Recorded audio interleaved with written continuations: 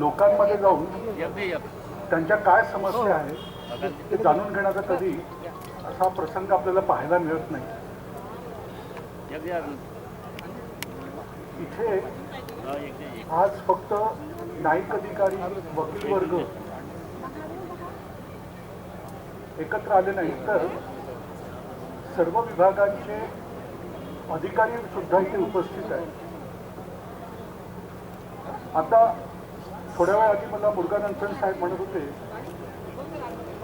की जेव्हा एखादा सरकारी विभाग असा कोणता कार्यक्रम आयोजित करतो तेव्हाही सर्व विभागाचे फार कमी वेळेला असं होतं की सर्व विभाग त्याच्यात सहभागी होतो.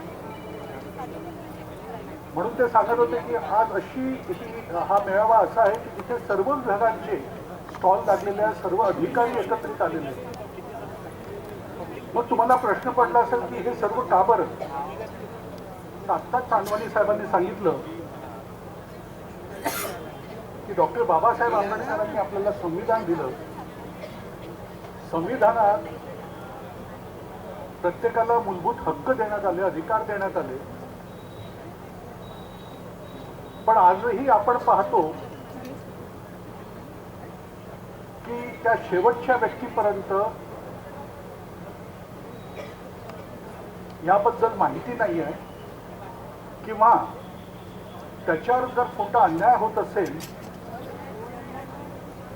तर न्याय मिळवण्यासाठी त्याच्याजवळ पैसा नाही आणि म्हणून तो न्यायापासून वंचित राहतोय.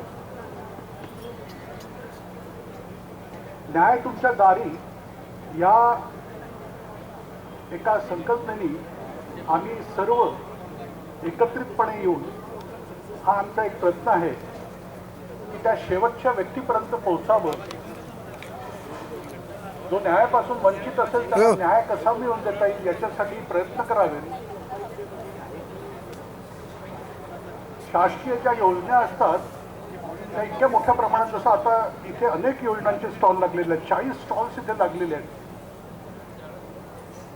गंमत अशी आहे की याच्यातल्या अनेक योजना आम्हालाही माहीत नाही आहेत, तर गावातल्या त्या व्यक्तींना, त्या नागरिकाला हे माहीत असणं थोडं कठीण वाटतं.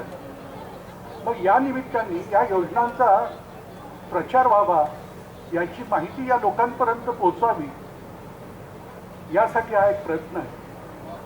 आणि पहिल्यांदा असं घडतं आहे अशा मेळाव्यांच्या माध्यमातून की आम्ही न्यायिक अधिकारी चार भिंतीच्या बाहेर निघून लोकांपर्यंत पोहोचून लोकांच्या समस्या जाणून घेण्याचा प्रयत्न करतोय आणि सोबतच तो सोडवण्याचाही प्रयत्न करतोय. इथेच आम्ही थांबत नाही आहे, तर आम्ही तुमच्यासाठी सरकारने कोणकोणत्या योजना इथे दिलेल्या आहेत त्याची पण माहिती तुमच्यापर्यंत पोहोचवतोय. आता तुम्ही पाहिलं असेल की अनेक लोकांना इथे प्रमाणपत्र वाटण्यात आले, पैशांचे चेक देण्यात आले. ही एक मोठी मदत या महामेळाव्याच्या अनुषंगाने इथे झालेली असं मला वाटतं. आज इथे गोंदिया जिल्ह्यातनं सर्व भागातून इथे लोक आलेली आहेत. मला जोशी साहेबांना विनंती आहे, कारण हा कार्यक्रम जेव्हा आयोजित झाला होता, म्हणजे मला जेव्हा निमंत्रण आलं तर तेव्हा मी विनंती केली होती की जर आम्हाला लोकांपर्यंत पोहोचायचं असेल आणि लोकांच्या समस्या जाणून घ्यायच्या असतील तर आमचे न्यायिक अधिकारी खूपदा सूट बूट घालून येत असतात. कोणताही कार्यक्रम असेल तर काही चूक नाही आहे, कारण की तो ड्रेस कोड आहे. पण मी विनंती केली होती की सगळ्यांना एक आमच्याकडनं विनंती करा की सगळ्यांनी जर साध्या ड्रेसमध्ये आलं तरी चालेल किंवा जॅकेट घालून या. कारण की जर तुम्हाला संवाद साधायचा असेल या सगळ्या लोकांशी तर त्यांनाही वाटू द्या की तुम्ही त्यांच्यासारखेच आहात आणि तेव्हाच ते तुमच्याशी येऊन बोलतील. या कार्यक्रमांचा उद्देश लोकांमधला आणि आपल्यामधला अंतर कमी करणे आहे, त्यांच्या समस्या जाणून घेणं आहे. मी जेव्हा हायकोर्ट बार असोसिएशनचा अध्यक्ष होतो सध्या परिस्थिती अशी आहे की जर तुम्ही कॉन्व्हेंटच्या एखाद्या मुलाला विचाराल वांगे कुठे उगवतात तर तो म्हणेल रिलायन्सच्या फॅक्टरीत. आज ही परिस्थिती आहे की अनेक लोकांना शेती काय असते हे माहीत नाही आहे. मग अशा वेळेला मी ठरवलं की ज्युनियर वकिलांना गावात काय परिस्थिती आहे, लोकांच्या काय समस्या असतात ह्या कळायला पाहिजे. काय ग्राउंड रियालिटी आहे गावांमध्ये. मी एक न्यायदूत म्हणून योजना आखली. त्या न्यायदूत योजनेच्या माध्यमातून महिन्यातनं एकदा आम्ही एका तालुक्यात 10 गावांपर्यंत पोहोचायचो. ती 10 गावं आम्ही अशी निवडायचो की त्याच्या आसपासची 4-5 गावं पण तिथचे लोक येऊ शकले पाहिजे. म्हणजे एका वेळेला 40 ते 50 गावांच्या लोकांना आम्ही भेटायचो.